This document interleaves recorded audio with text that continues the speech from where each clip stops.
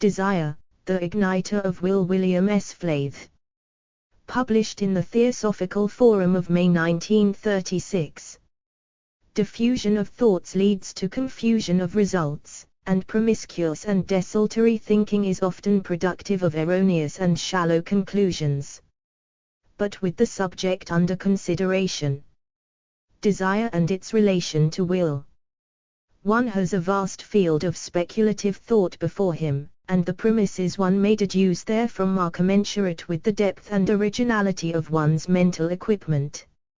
From W. Q. Judge's work The Ocean of Theosophy one obtains quite an insight into the tremendous importance of desire as a leading factor in man's present point of evolution, but the scope or province of desire is not limited to man only, for, to quote Mr. Judge, it was by the arising of desire in the unknown first cause, the one absolute existence, that the whole collection of worlds was manifested, and by means of the influence of desire in the now manifested world is the latter kept in existence.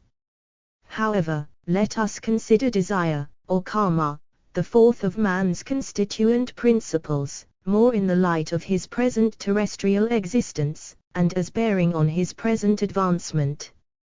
The chief office of desire is to incite man to action, and as no action can be accomplished without bringing into play the will, desire must necessarily be the mover of will, or we may put it as the old Hermetists did, behind will stands desire. An appreciation of this fact is necessary if we are to make of knowledge power, or make it usable in the vicissitudes of life. The mere infusing of knowledge into the intelligence is not going to make man wise. It is what happens to these bits of truth after they have entered the various chambers of metatio, how they set our mental faculties into action so to work on them that we realize them. That is the important factor, and this is what makes them so pragmatical. So it is with desire when we realize what a dynamic factor it is in character building and self-mastery. Without the requisite intensity and quality, our desires and attempts to pray become a vain exertion, for conditioned desires and thoughts arising from our plane of consciousness must have the adequate force and high aspiring quality if they are to move the will and pass through that occult process called spiritual transmutation, if they are to become an active creative force, bringing down to the grateful recipient the desired result. Also in relation to imagination one may see the efficacy of desire in facilitating this mental operation so as to achieve the highest results. For, to quote W. Q. Judge again, if this principle of desire be not strong the master power of imagination cannot do its work, because though it makes a mod or matrix the will cannot act unless it is moved, directed, and kept up to pitch by desire, opposite. Even our thoughts are rooted in desire, being inextricably bound thereto by both a physical and a mental link, and this is one of the most important reasons why man comes back to earth again and again. Manas, the thinking principle, has a lower and a higher aspect, and at the present point of evolution man spends most of his life in his lower desires, which thus become his main incentive to action. So when he lays aside his worn-out physical body and ascends to the devacaic state of beatitude, the thoughts of his past life, which are relatively permanent, are enmeshed by a myriad magnetic threads in the incipient desires which prompted them.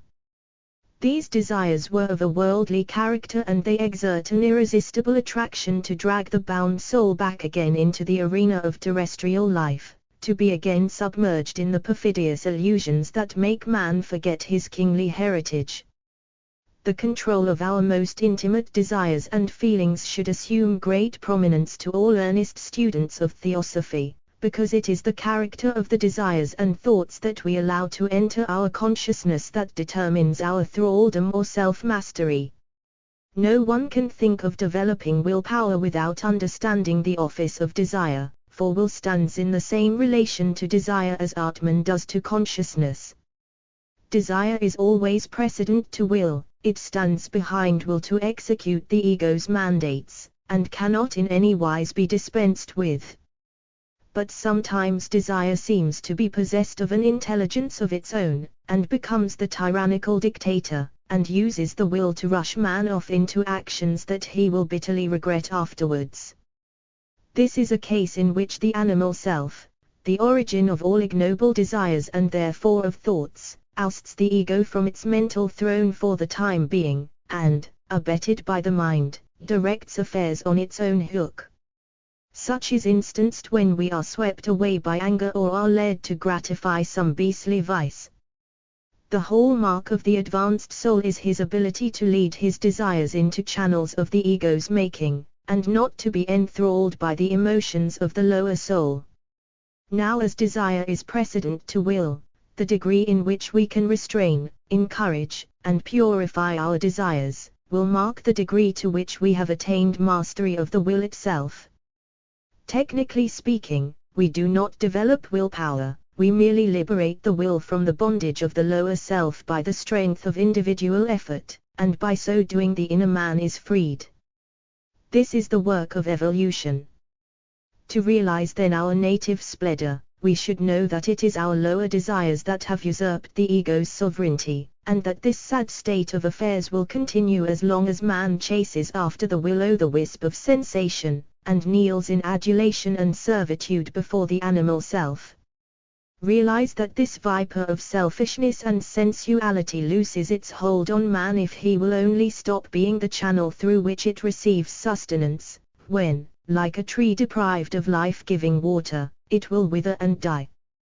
Try to focus your thoughts within and withdraw into that part of your nature that stands back of all mental states. It is this consciousness of I am I that should be attained, and the more confidence and faith we have in our ability to reach up into this higher part of our being, the more quickly shall we realize our aim. What an accession of inner strength and feeling of self-mastery will accrue to the individual when he has achieved this. Use the imagination to picture ideals of strength and self-mastery, for imagination has a very great influence over desire, and is a most powerful adjunct to will action.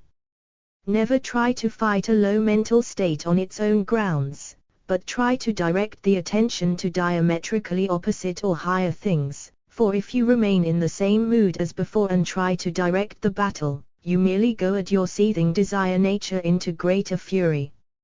And remember, finally, that all kindly acts tend to draw out the finer desires, and that one is never progressing along the path so quickly as when engrossed in loving self-forgetting service.